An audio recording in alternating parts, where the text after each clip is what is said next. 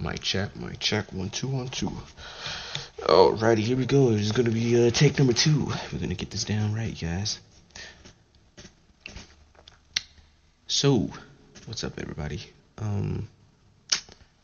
Do a quick little short here for you all, and basically, I'm gonna be talking about what I've been thinking about lately, and what I've been thinking about lately is what it really means to quote unquote walk by faith.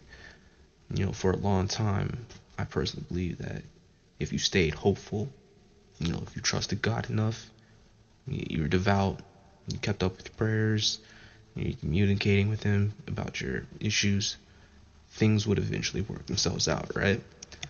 But the more that you do it, and sometimes you don't see any change, you start to question what's happening, and that's when a lot of people question their faith. I'm fairly certain, but it's not necessarily questioning your faith. It's more about what are you doing with your faith and your actions.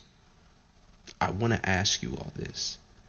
When does following faith alone fail us? And how can we illuminate paths that'll lead us down those pitfalls? Because sometimes what we may call faith is really just fear in disguise. We wait for God to change our situation, but we never really take a single step towards change ourselves. Again, that's what I was saying before. You just keep praying and hoping, right? And let's be clear, it's not that faith is wrong. It's more that faith is obviously powerful. It's a foundation, but effort is what gives faith direction.